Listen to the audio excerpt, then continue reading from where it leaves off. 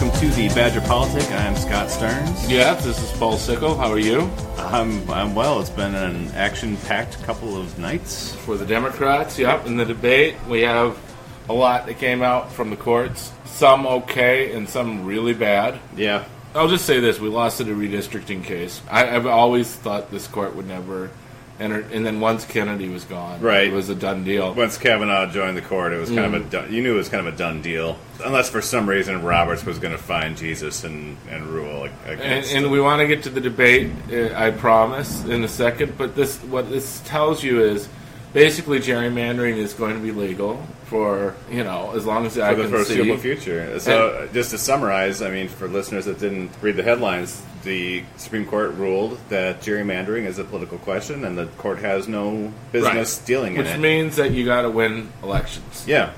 And it's hard to win it now, harder to win at the congressional and legislative level, but you really got to win the presidency, which is why this debate was such a big deal tonight. Yeah. Let's get going. All right. So we start out Let's get after this, Chris Cuomo says.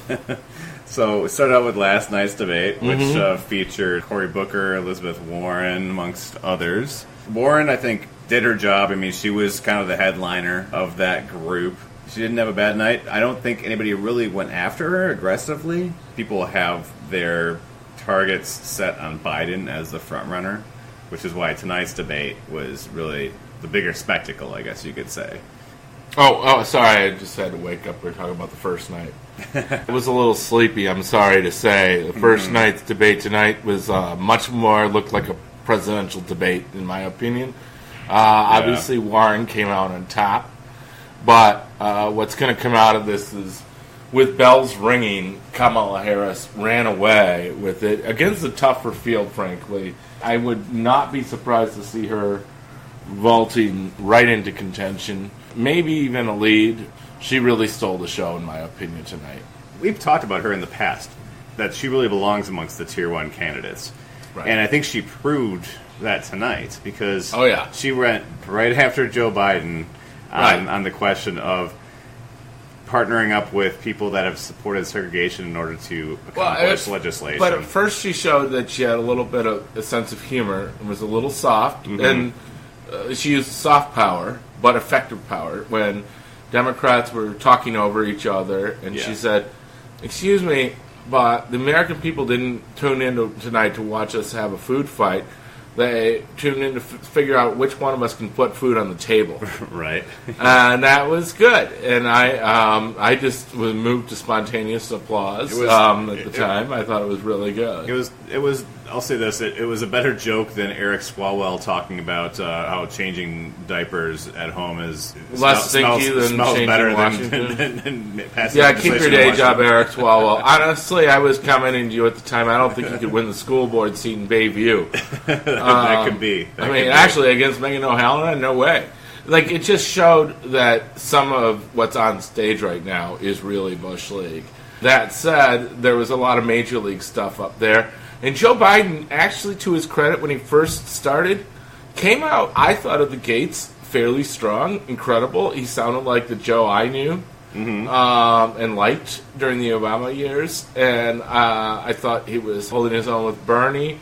Harris kind of like, she had that shit-eating grin just before she made the table comment. So she knew she scored some points, and then she really let Biden have it on school busing. And he looked downright bad.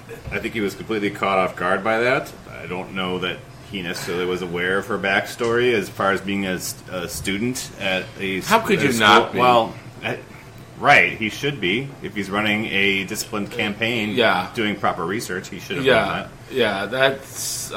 he seemed like he was really caught off guard. Yeah, he was lost. Kamala Harris, an African-American, talked about her story as one of the first students in an integrated school benefiting from busing. Yeah. And how Biden was opposed to busing. And Biden gave his equivocal answer. I wound up going back and reading, was he really that bad? And, he was trying to acquit himself tonight, saying, he was for the Civil Rights Act. Well, that's great. Everybody's for the Civil Rights Act. But, apparently, he, in 72, ran as a pro-civil rights guy, and then the court cases started enforcing busing in urban school districts, and all these suburban voters in Wilmington started freaking out on him, and he got weak-kneed and decided to then oppose busing. And then tonight he's saying, well, he was opposing the mandate from the federal government. And she was like, that's what we need. That's the whole point. Well, then she used that to kind of pile on. I mean, he was like making a states' rights argument. Yeah, right. That fits right in with those segregationists that he's so proud of to work with. And then she used that to say, like, well, that's why we need things like the Voting Rights Act and the ERA. She wasn't as hard on him as she could have been, although it was the right touch to not be. She landed the punches absolutely solidly. There's no need to dance on a grave. And his response was that I supported these things, and I supported the Voting Rights Act. I supported the ERA, and then after 30 seconds... Which all sounds pretty antiquated. After 30 seconds, he said, my time's up. And it was just kind of... Well, again, sounds antiquated. Bad choice of words. He looked old and out of place. Yeah. I think the thing she accomplished tonight, even more so than just going after Joe Biden, which is what the headlines are all going to be.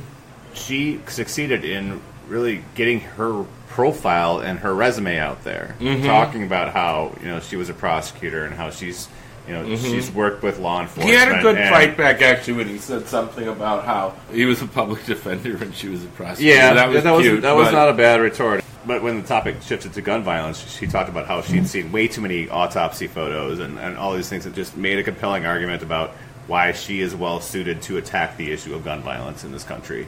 I thought Elizabeth Warren was head and shoulders the best yesterday, and yet at the same time, I don't think she came close to looking as electable as Kamala Harris did tonight. Yeah, well, she also didn't have the competition, but she didn't have to accomplish what Harris did tonight. Now, if Warren was on the stage with Biden tonight, I think you would have seen her go after Biden in probably a similar fashion. But all she had to do... I wonder if it would have worked as well. I don't know, and I guess maybe we'll find out in future debates. Warren just kind of had to hold her own yesterday. She had other Tier 2 candidates that are trying to make a name for themselves, like a Cory Booker. Booker, I thought, had some good moments yesterday, but I don't know that there was anything memorable there. I actually thought Castro was better. But Beto was the first one to speak Spanish, so there was that, and Cory Booker... And otherwise, pretty dismal performance, in my opinion. I think Buttigieg did a pretty good job tonight. He did a good job, and he was even questioned about the situation in South Bend. I thought he nailed it. He did. He handled it really well. And that's what Biden should have done about that busing thing. And said, you know what?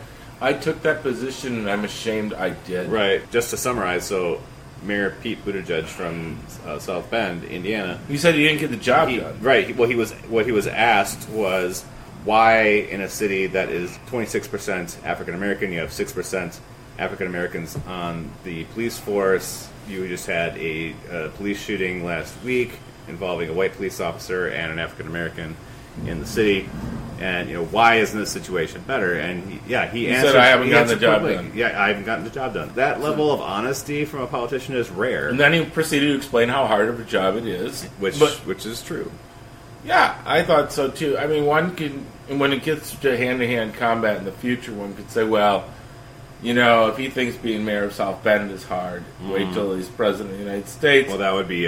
certainly in the general, it opens him up to that. I don't know that Mayor Pete, despite having, I think a decent performance tonight, I just think this situation in South Bend is probably going to... It might end up upending his campaign. I don't know that he's going to be able to rebound. I thought he handled it very well tonight. He did handle it tonight. I guess it has to be kind of borne out. I think he's in the game. Oh, he's not out of it by any means. I'm just saying it could very much become a distraction. I mean, I think the fact is we don't know at this point how this thing's going to work itself out. We thought a month ago it looked like it was Biden's to lose. Yeah. If that was the case, then it looks like Biden's losing it pretty fast. We shall see. I'm not going to count him out. No, but no, you can't. As of today, he's still the front runner. So we have to see kind of what the trend line looks like. Don't. Well, it was already starting to tighten up because he was consistently having better than 2-1 polls during May, and then in June it started to close where it was more like he'd be at like 30 and they'd be close to 20. I can't imagine he's going to be ahead by more than a couple of points, if at all. Other candidates from last night, Amy Klobuchar, anything to say on her performance? I thought she was okay. I think she did pretty well. Yeah. I don't know that she made a lot of news, but she didn't mess up. And I think she made a compelling argument that, being from the Midwest and Uh-huh. being able to relate to middle-class voters and working-class voters from this part of the country, from flyover country, so to speak, she made a compelling argument there. Aside from her notably embarrassing incidents handling Senate staff, I've always thought she was a very appealing candidate. Yeah, so I would not count her out by any means. Mm-mm. Andrew Yang, it was good to see him answer a few questions. The only thing I know about really him is boring. that he's for a universal basic income. So, I also know that he's boring and he needs to go. Jay Inslee, anything? I thought he was bad last night. Yeah, he should just drop out. Mm-hmm. I mean, in terms of like the undercard, Marianne Williamson wasn't anywhere on the map. Julian Castro. He was all right. Castro kind of capitalized on his resume being affiliated with the Obama administration. Right. And, so if we were to organize it night one. Oh, sorry, I'm talking over you. No, but he's I'm just saying Julian Castro is the former HUD secretary. Would you say night one? This is my order. Of finish would be Warren by far, and a distant second tie between Booker, Castro, and Klobuchar. Yeah, no, I think that's right. And De Blasio then Tulsi would be Gabbard. I'd tie her and De Blasio in for like a distant sixth or fifth, I guess. I mean, Bill de Blasio was pretty aggressive. I mean, he came across as a New Yorker. Yeah. No, I mean, he would come in just after. I should say he would come just after that second place finish. So maybe right in there. John Delaney, former Maryland congressman. Very, forgettable. I would say he was forgettable. That's one forgettable one. I thought Beto was really pretty close to forgettable, so that's another one I would take out. Tim Ryan, very forgettable. I thought Tim Ryan had some decent moments though, where he kind of tried to define, why it's important to represent, the areas like Youngstown, Ohio. I guess I didn't hear them land, so I could be wrong. Yeah. My impression. I mean, I agree with that sentiment. My impression was he was pretty forgettable. John Hickenlooper. All right, wait, are we still... We got all the ones from last night taken care of here? I'm just looking down the list of all the candidates. I was trying to get rid of all the last night ones. Inslee. Yeah, forget Inslee. Yeah. So I think you could take four that really don't look like they belong on stage. And unfortunately, I'm adding O'Rourke now to that category. Yeah. And de Blasio and Tulsi are kind of like honorable mentions. They probably don't belong on stage either. So you can take six out. If you have any contenders, it's obviously Warren. And then Klobuchar and Booker and maybe Castro. Three people that you can't close the book on quite yet is what I would say. Sure. I really don't think you're going to see de Blasio or Tulsi. I could be wrong, but whatever. And then tonight, what do we do? I mean, Harris by... Yeah, I mean, Harris won it hands down. I mean, she had the big moment. Even elsewhere in the debate, I thought she was very aggressive, very impassioned, came out guns blazing. Second place? I think Kirsten Gillibrand had a decent night, too. I don't know if I would say she's second place, but I thought she was very well spoken. I thought she was all right. She made a decent argument. I think it was Mayor Peach. Probably. Talked about his history, obviously, serving in Afghanistan, and again, he answered the question around what's going on in South Bend very well.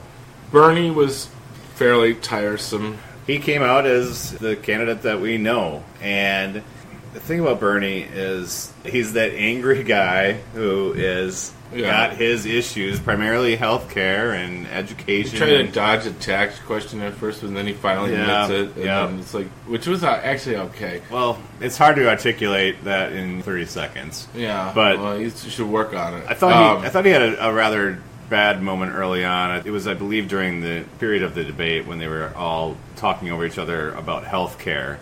And you had Bernie and Gillibrand and Harris and then others kind of all talking over one another. You couldn't make out a word edgewise. And eventually everybody shut up. And the last person talking was Bernie. And so none of the women were talking anymore. And it's like, okay, well, you just replicated every terrible boardroom meeting with a guy in the room ends up talking over everybody else. Did he have a worse night than Biden? No. Okay. No, I just don't think that he kind of... But he wasn't as high profile as we're used to, because Bernie last time around had a one-on-one contest with Hillary, and now he had to kind of try to keep himself relevant amongst all these other candidates, many of which have taken the mantle from issues in his campaign last go around. Did he just have a worse night or less bad night than Biden just because Biden had further to fall from? I don't know that Bernie loses a lot of ground as a result of tonight's debate. Whereas Biden will. Yes. So Biden came in fourth then, probably, on a good day. He still got the screen time. Yeah, he still had probably more moments than, well, certainly Marianne Williamson. I mean, you could say he was the 10th. He came in 10th. So Bernie to finish better. And then you said Kirsten Gillibrand. And I would say the other one that I would say was kind of in the game a little, if you will, would be Michael Bennet from Colorado. Yeah. I thought he was head and shoulders above his Colorado colleague. Oh, for sure. Hickenlooper. Yeah.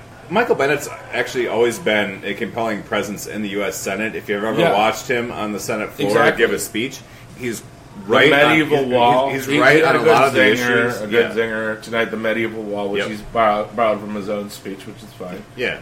On the Senate floor. Sure. And I just learned about that in 538. So I'm interested in Michael Bennet. You know, if like something were to happen and he were to catch momentum, he had a better night than Joe Biden. But maybe he tied for third with Bernie. Yeah. And then Biden was in fifth, and kind of a dismal fifth. And then the rest of them shouldn't have been on the stage. There's going to be a lot of free press for Harris these next couple of days as a result of tonight's debate. And it'll be interesting to see kind of how that affects the poll numbers going into next week. But I mean, you can't count Biden out. He's got a very loyal coalition around him, and so we'll see in the weeks ahead kind of what that looks like. So from there, we touched on the SCOTUS rulings early on. The gerrymandering question is definitely disheartening, and really the lesson from that is, in terms of what we do here in Wisconsin, is we need to win state legislative races. We need to win the state senate. We need to win the state assembly as much as possible. It's a very difficult thing to overcome. Well, that's one of the reasons the debate's important, because if we could find a candidate that could win a landslide, that would be the one thing that could get us there, and then we draw the districts ourselves next year. And at that point, I say, you know what? Fuck it. If you got in that situation, which I think is a real long shot, don't get me wrong. But if you ever found yourself in that position again, boy, don't waste that opportunity. Take advantage of it. Absolutely. All right. I don't care if you have to draw a district that's a mile wide and 100 miles long. I still think we want to. I'd still like to see us adopt the not just us, but every state. I'd like to see every state adopt an independent commission that would draw legislative lines. But well, you could try to sue for that, but I don't think that you'll get paid. No, it's going to require legislative intervention. Apparently, right, exactly. And it won't be at the federal level. I mean, I think the reform is probably the kind of thing you get after maybe another Democratic president, and they can reappoint some justices themselves. And you can have them reverse the case. So the other, but in the meantime, I think you got to take advantage of every opportunity you get. I mean, it's a good thing we have that 7-1 margin in Maryland, and in Illinois, we got it gerrymandered in our favor too. The other thing we should touch on before we close up shop here is the census question. So the citizenship question that they want to put on the census form, the justices said no to that for now. And they didn't. It's not been ruled out completely. But as a result, Trump is now wanting to delay the census, and the deadline to print the forms is this Monday, July 1st. Right. Now, obviously, if they bring in a ton of resources, they can get it done down the road, and I'm sure that's what they're going to try to do. Of course. But for right now, they suffered at least a loss on that, which is you got to take your victories. There's already people complaining about John Roberts on that one. I'm sure. Well, he's the new swing apparently, because he gave us one. He gave them one today. He gave them a lot. Well, they gave us like a half because we got to come back to it. Right. And now Trump's just going to delay things. The gerrymandering. Now, hopefully this pisses him. Hopefully this makes him mad, and then he'll just say, you know what, we're not letting you put that on there. Right. Or like refuse to hear the case or something before. Well, as of now, they cannot put it on there. Right. So what he could do is when the term starts, and Trump tries to delay into the fall, when this term starts in the fall, Roberts could say, you know what, we're not going to hear it. So I'm the Chief Justice, we're not going to hear it. Yeah, we're moving on. In which case, they can't do it, is my understanding then. So that would be a nice make-up call. If Roberts is really trying to be even here, Yeah. which sometimes it looks like he is, trying to be a little bit. Depends on the day. You know, he's clearly seems uneasy with Trump. So, all right, well, let's, maybe it's better if Trump's an asshole about it. So Maybe. in terms of getting Roberts' support. Yeah. So, all right. So we'll see what the headlines look like in the days to come, the polls and all that. So we'll talk about that again next time, and Yep. we'll see what the fallout is from all the action today. All right. Well, with that, forward.